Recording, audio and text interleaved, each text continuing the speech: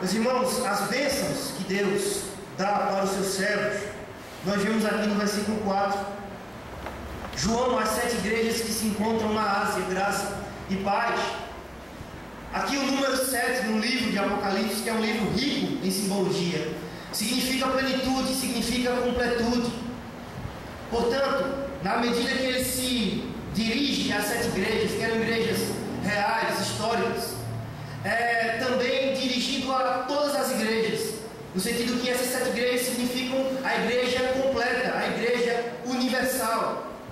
Na medida que essa profecia era destinada àqueles irmãos daquela época, também é destinada a nós hoje. A igreja de Éfeso, a igreja de Pérgamo, a igreja de Esmirna, a igreja de Tiatira e outras 3 igrejas.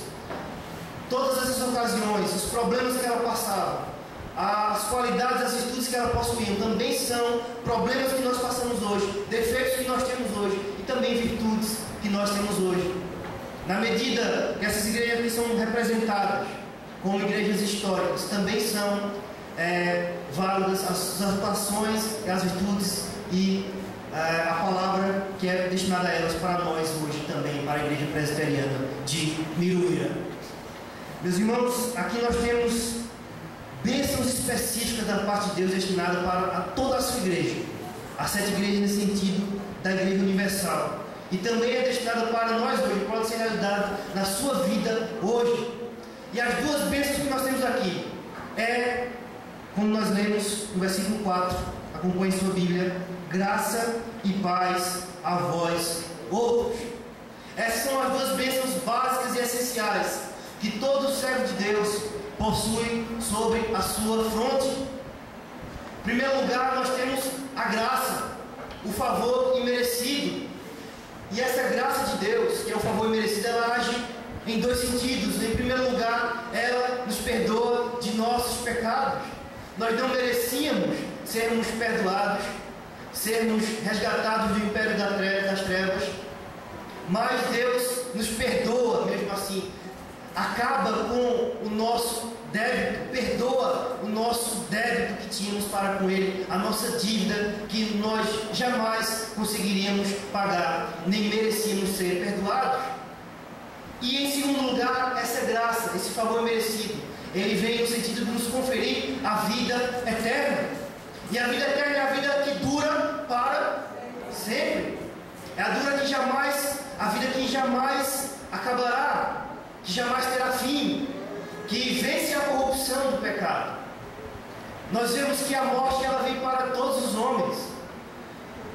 No último sábado, ontem, estava vendo notícia do pastor da minha cidade colocar em seu Facebook.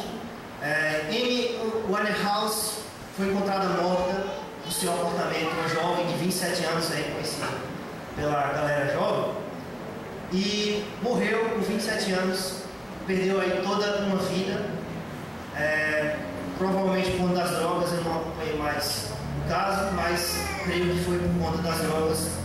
E a morte ela vem para pessoas famosas e pessoas desconhecidas, para pessoas pobres e pessoas ricas.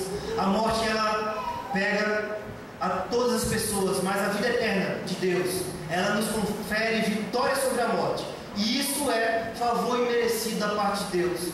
Não somente é uma vida que dura para sempre, mas também é uma vida de qualidade, porque é uma vida em comunhão com quem?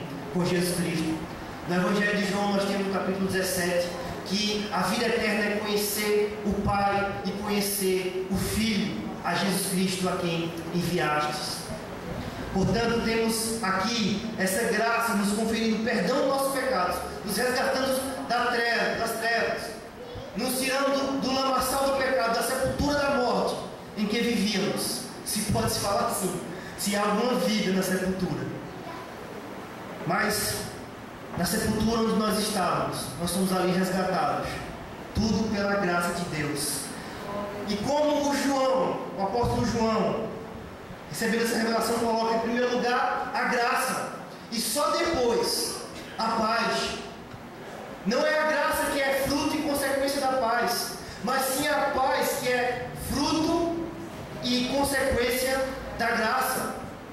Só depois de Deus deliberadamente, por seu seu amor, voluntariamente, agir com graça sobre nossas vidas, transmitindo seu favor imerecido, é que Ele pode declarar em si os termos de paz para conosco. O que é a paz de Deus? É a reconciliação entre a sua criatura e o seu Criador. É o cessar da guerra. É o acabar da inimizade. São o fim e os termos do fim da rebeldia entre a criatura e o Criador. Se antes estávamos inimigos de Deus, hoje nós somos amigos íntimos, somos conhecidos, quer dizer, amados por Deus. Criaturas não mais, mas sim filhos e servos do Altíssimo, participantes da sua paz. Estamos em termos de reconciliação com Cristo, com Deus, e essa reconciliação ela pode ser presente para você nesta noite. Você precisa resolver isso fora dos tribunais com Deus. Você precisa chegar naquele dia, comparecendo ao tribunal divino, com os termos de paz dados na sua mão.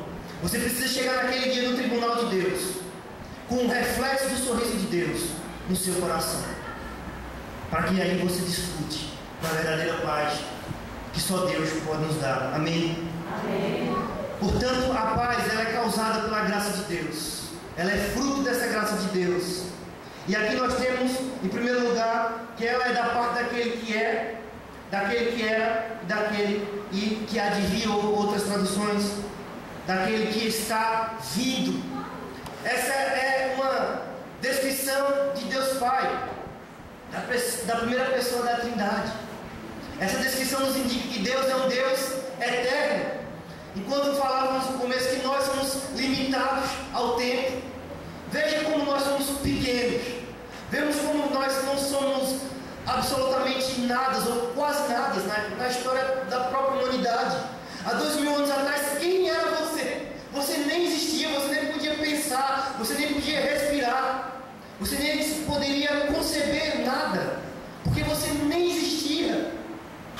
Olhando em termos meramente humanos, nós passamos a existir por um certo tempo, mas a história estava bombando. Há 2.000 anos atrás, há 3.000 anos atrás, há 4.000 anos atrás, as decisões mais importantes eram tomadas, assim, que ao menos nós soubéssemos dela, porque nós nem existíamos, porque somos limitados ao tempo. Mas Deus aqui é descrito como aquele que era, que é e que há de vir, ou que está vindo. Deus é um Deus que transcende a história, que existe além do tempo, que não está circunscrito ao tempo. Ele é maior do que isso. Isso é uma bênção para nós, porque a graça e a paz vem desse Deus eterno e desse Deus imutável. Aqui essa linguagem descreve que Deus é um Deus imutável. Jesus Cristo também é assim. Ele reina ontem e hoje e para sempre. E assim como seu Pai, Ele é o Deus imutável do pacto, da aliança, né? Nosso Deus, Ele fez um pacto conosco. Aqui a figura das 7 igrejas nos mostra o povo de Deus, que é o povo do pacto, da aliança, é o povo do casamento que Deus fez, dos termos conjugais. Ele é o nosso esposo, como diz o profeta Jeremias, no capítulo 3. Deus, Ele é o Deus do pacto imutável, e nisso nós podemos descansar. E nisso aqui era muito importante para aqueles irmãos, porque aquela região estava dominada pelo Império Romano, e em breve aqueles irmãos seriam perseguidos, muitos deles seriam levados às autoridades, muitos deles seriam levados aos coliseus romanos, ao coliseu romano, na verdade, seriam expostos às feras, à perseguição, ao martírio, como o seu mestre também foi. E essa palavra aqui era muito importante para ele, porque a bênção não era de homens, mas a bênção era da parte daquele que é imutável, daquele que jamais iria deixá-los só. Isso é verdade para nós hoje, porque no momento em que nós passamos por dificuldade, a única coisa que podemos ter confiança é no Deus imutável, que jamais nos deixará sós.